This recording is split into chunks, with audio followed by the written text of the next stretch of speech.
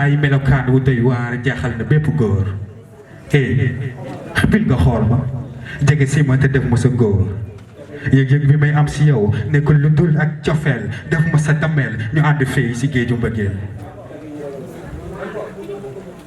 soxna Oumy dama lay xool bu rus ndax sa rafetaay jàppal ni boo dee ànd maay sa cuuraay laajal sama xol yaa di sama wéeruwaay jaxase nga xel mi teg si naatal xol bi ne la jàgg xam ne yaay biddiw bi leeral xol bi óorul ay yow laa tànn te yow laa taamu jox ma sa kàddu te ñaan lépp àntu alxayri bi daal di jëppi salaam. Ah, je vois. Ça ne vous touche même pas. Ça ne vous touche même pas. Ça ne vous pousse même pas à bouser, à causer, à pousser des cris face à ces crimes commis par l'humanité. L'homme est plein de vanité, fatuité. Il se perd dans des banalités, fatalité. Fatal est l'état du fils d'Adam qui dans son histoire bise des larmes, lisse ses armes, lisse ses lames. Lance des missiles qui, sur leur chemin, tuent des âmes. Ah, ces hommes sont ni sains ni saufs. Ceux qui ne se gênent pas d'imiter les fauves, d'irriter les autres, d'exciter des horreurs à chaque heure sans honneur. Moi, j'ai peur de pouvoir, de vouloir, d'entrevoir, de voir ma propre face dans un miroir.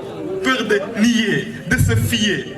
Je vais me tirer d'ici car ici, il n'y a que des mensonges. Et même si les mensonges, ils n'osent même pas idéaliser, réaliser, mais liser sur leur front cette tête qu'ils font. L'espoir fond sur leur tête et ils s'effondrent. Je vais me tirer d'ici car ici, le mal se tire. Et que la vie et la mort s'attirent. Et pour se sentir un peu mieux, je me tire. Laissant juste ici ma satire. Une satire, oui, parce que ça tire. Et que mon cœur est saturé, et comme mon char des mots, je vais tirer sur mes semblables qui semblent ne pas saisir, ne pas avir, voyant cette violence qui viole la vie, cette voracité qui vole des vies, cette vanité qui voile des vies, perd, et qui fait que des vies se perdent. Percussion, persécution, des personnes perdent sans caution. Explication sans persuasion. Il n'y a que la haine qui s'expose, le mal s'explose, nos exploits expirent, les sexe s'expriment par des morts, par des remords, par ce sort sordide. Dites-moi de me taire, car je n'ai qu'une feuille, et mon stylo pour soulager tous ces cœurs en deuil. Dites-moi de me taire, je suis un peu trop soliloque, c'est juste que j'ai de la trouille en regardant mon époque. C'est un texte dégoûtant, j'y vomis toute ma peine. J'avoue qu'il n'y a que la peur qui emplit mes veines. J'ai mal à mon air, alors je mets des vers sévères. Mais je garde encore de l'espoir et je persévère. J'espère que l'homme s'éveillera. Pour l'instant, il se perd. Il est temps qu'il se sert de tous ses repères. Slam. Écoute-les. Ils me diront que le monde a changé. Et pourtant, le monde n'a jamais changé. Cependant, ce sont ceux qui garnissent le monde qui ont changé leur mentalité. Maintenant, les valeurs telles que le jom, le foule, le faïda, le ngor, le toy se sont envolées. Car dorénavant, oui, mes chers, nous prenons la médiocrité. Nos cœurs sont ensanglantés par la haine et la cruauté. Wallahi, xol yi léegi dañoo feebar. ñu bokk ndey ak baay foo leen fekk ñoo ngi xiiroo ko ŋaayoo. Samba ala géej noonu gi moom bëri na loolu. Yow borom bi da lay dénk am wala kom ba si sax xam nga tee ko ne doo ko bokk ak kenn. Ma ni am ak kom su la ko yàlla dénkee danga ko war a bokk ak jaam yi. Te sax soo koy bokk ak jaam yi dafay gën di law ba faw. Waaye xam-xam gi nga koy xamale ci ay njàngale ak yeete. ci waxtaan rek borom xol bu xat bi ak borom xel bu gàtt bi mën na jël sa bakkan ci ay simili. xoolal ma sama la baax soo gërëm yaax bien bâti et bien ficelé. Yàlla jox la dooley góor xamal la ni que liggéey rek moo wóor. Nga jël sa dooley góor di dóor jigéen nga baal waaye da ngay ndiroo góor jigéen. Man nag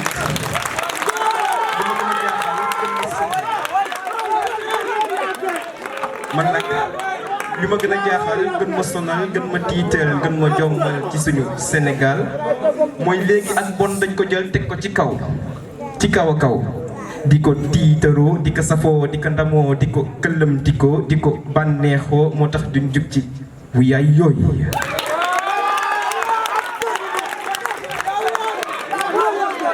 mag wax nga teg ko ci am nga yaakaar sëñ ba bët dina antu yow kan yow mi may déglu del woddu say kàddu di dëkku di koy càmb Baay Faal yar ak teggin deful kenn yambar njaxlaf tamit taxul nga rambax dëgg la réew mi metti na loolu ndax waxkatu dëgg kenn joxatu ko gëdd rax ci tool yi as tuut ñoo lay bëgg dañu lay romb di la dëgg di la gëdd amaana sax nga sëgg ñu si lëg dóor lëg mbëgg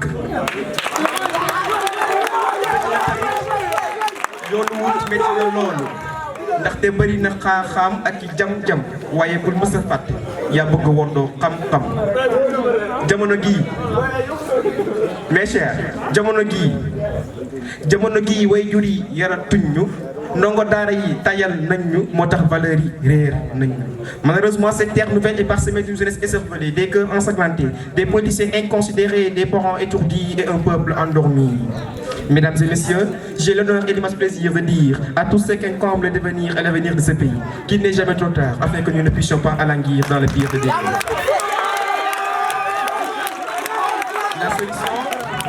La solution à cette équation suscite une réflexion et un examen critique de la raison qui nous mènera vers le point de base sujet primordial, crucial et fondamental qu'est l'éducation. La langue de Molière, je maîtrise les lettres, français parce que la France a colonisé mes ancêtres, mais mon esprit est libre et l'Afrique de Sankara n'a aucune tête. Mon grand-père a voulu se voir, il a vendu mon grand-père. Qui a donc profité de qui? Demandons aux tirailleurs sénégalais. Ou aux Zarki? Pourquoi pas même les lobbies juifs, sans oublier les criminels nazis, aussi criminels qu'ils étaient, ils n'ont pas été lâches. C'est-à-dire qu'ils n'ont pas vendu leurs confrères. Bouna Awa Ndiaye, je me représente. Je suis slameuse, je suis poétesse, qu'on s'entende bien, mais je ne compte que sur mon talent. Je ne suis pas une fuite, il n'y a que ma détermination qui est bras long. Bouna Awa Ndiaye, je me représente. Plus je connais les hommes, plus je risque de faire la tôle. Est-ce un égo ou une rage méditerranéenne? Bouna Awa Ndiaye, je me nomme. Je suis une armure, la progéniture d'une sacrée guerrière, la grand-mère du slam français. Bouna Awa Ndiaye, je me nomme. Je suis la rêve de Thomas Sankara, dans mes rêves les plus profonds.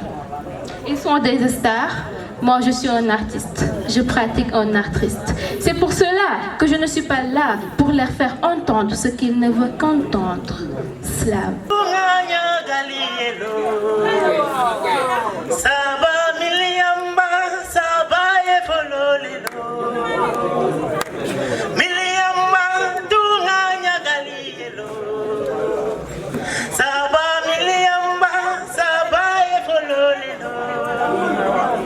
Bye bye. Salamule, salamule, salamule. Wanyare mangilendi siare manmi bye bye. Jangan lolo. Peace and love. Ula jami wadi dulu anytime. Peace and love, peace and love. Yene majam, mayene la koya. Peace and love, peace and love. Ula jami wadi dulu anytime.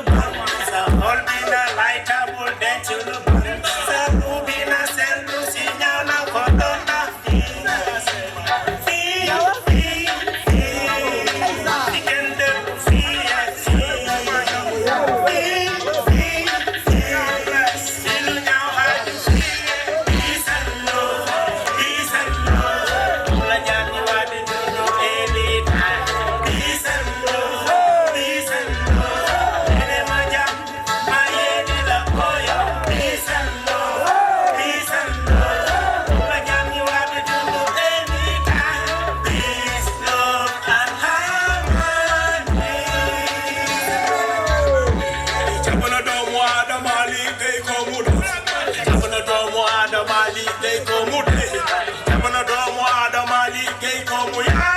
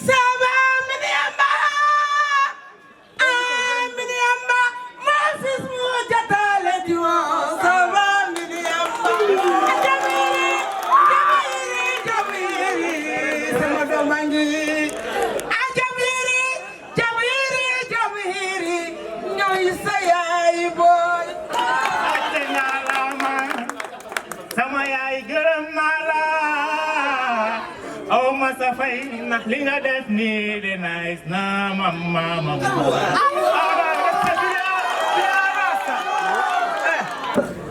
te ndax ci dolli samay xarit ñoo may moolu mbokk yi bàyyi nañu ma àndandoo yi sori nañu ma dëkkandoo yi jéppi nañu ma sama àdduna yàqu na te sama aljana leeru ma sonn na sonn na sonn na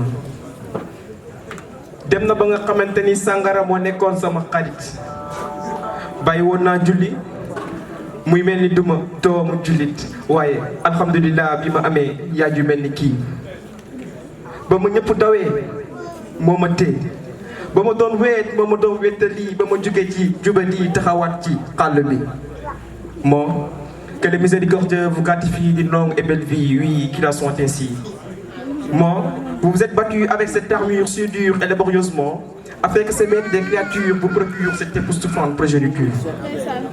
Yaay da nga yàgg ruub ci tool bi toppatoo gàncax gi yàlla jàpp ci wàccee ndoxam bi moo tax mbay mi nat na loolu ba foo ko nat weesu na ko foo ko séentu romb na ko foo ko yaakaar ëpp na ko da nga yàgg ruuj ci tool bi doonte xam nga ni dafa fënax yàgg taxaw foo xam nga ni tamit di nga pëtëx waaye terewul nga gëm yàlla moo tax yàlla wan na boppam wan na di mooy borom te amul morom sama bëggeel si yow sa bëggeel si man à vrai dire c'est indescriptible inextinguible un sentiment inénarrable inexplicable mbëggeel boobu di ma aar moo ëpp doole Jal Diop Sangomar mbëggeel boobu moo tax léegi fu ma teg tànk ñu may ràññee di ma ñee ñii di ma ziyaare ñee di ma bëggee ñëlee di ma soppee ba mu jëral ma ay soppee c'est le pouvoir du mbëggeelu nay qui se montre belle, naturelle, consubstantielle et sempiternelle. Au nom de la paix, mais le mal me murmure à l'oreille. Je crie quand il fait noir, quand la peur me prive le sommeil. Quand de mon seul œil, je dénonce l'injustice de mon époque. Quand l'éclair lune n'éclaire plus mes nuits opaques. Ah oui, mon époque a pour nom la reine du désarroi. L'époque des présidents qui se croient déjà rois. L'époque de la corruption et de l'injustice. L'époque des liens haineux que les us tissent. N'as-tu pas vu que la paix s'en va? Que le ciel ne pleut plus comme avant? N'as-tu pas vu les tourments quotidiens? Tout ce qui est bien s'effondre quand il tient. La mer est désertée, à quoi bon pêcher? Il y a ces désirs qui amplifient nos péchés. La terre est stérile, à quoi bon semer? Les hommes sont en péril, ils n'osent pas s'aimer. L'air est pollué, ce qu'on ne pourra pas lier. La famine devient familière, ce qu'on ne pourra pas nier. Et quand je vois ces horreurs causées par l'humain, je me demande que deviendra le monde de demain. Je tiens de mes deux mains ce livre de l'histoire du monde. Je trouve toutes sortes de choses immondes. Et j'ai mal. Et j'ai mal. Mais ne me donnez pas de comprimés, vous ne m'avez pas compris. Ce sont les cœurs déprimés qui me font si mal. Ne priez pas pour moi, mais pour vos sales esprits. La méchanceté humaine est à l'état maximal. J'ai mal quand je vois le monde dans sa mauvaise tournure. Rien ne tourne à rond, et bien ça qui me torture. Jamono dafa lënd lënd yi lëndëmal yoonu ëllëg pënd mi wuree gullu ko ci teeyul di nga gëlëm ngay sàkku ngërëm mbaa dërëm yéen a si bokk yam du yomb nga xam fi nga jëm ndax fi nga jugee la ëlëm.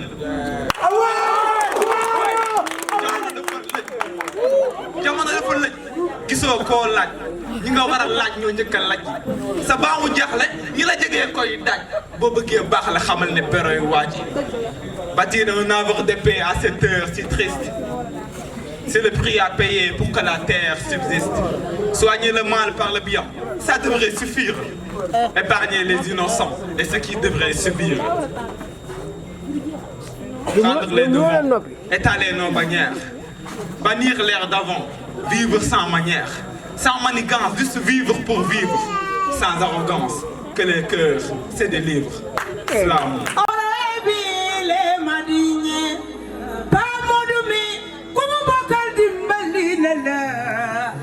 Domi garmenga ko bokal dimbeli nga ko ajaliya banale wo nyokono kumale do kama pa modu ko mema masake ko memba kama pa modu ko memba modu te mana modi kama kamara ile ko mema ni angosila kana ngosi jamaro madinye ni yeneni la jamaro madinye jamaro malo mani horo ebile madinye kamara yille mashallah makalu muso dingo kamara yille iko dame man ko tori ngolo ko take kuntoye que le salam sans flamme. Félicitations à tout le monde. Franchement, d'abord, je veux féliciter M. Malcolm. Très sincèrement, ça n'a pas été évident. Et donc, Malcolm, nous avons vu que Salam, nous aussi dans ton engagement patriotique et dans ton engagement aussi pour la localité. Aussi, voilà, je remercie ici je remercie également M. Sey. Voilà, M. Sey, c'est notre papa, notre président, notre lépp. Donc, nous pouvons remercier bu baax a baax. Je remercie le public bi jàpp lépp. Voilà, et aussi maison culture urbaine. Voilà, les autres welcome, etc. Bon, pour nous tout voilà. Maintenant, aussi, 8e, voilà, 8e, je vais sas dara. Je vais sas benn son, je vais gratuitement. Et donc, son boobu noonu lu ma bëgg ci son bi mooy ngeen wax ci problème bu Diourbel. Parce que ñun ñëpp xam nañ Diourbel va mal, Diourbel va très mal. Et donc, loolu noonu nekkul ne keneen mooy jóge feneen voilà ñëw fii di ñu ko defal ñu ñoo ko mën a xeexal suñu bopp surtout à la jeunesse. Parce que xam nañ naa Diourbel ba mu fi nekkee ba léegi benn néew bu deewoon 1970 boo ko yeewaatoon mu dem këram day dox dem. parce que Diourbel amul lu changé. dara changé wu.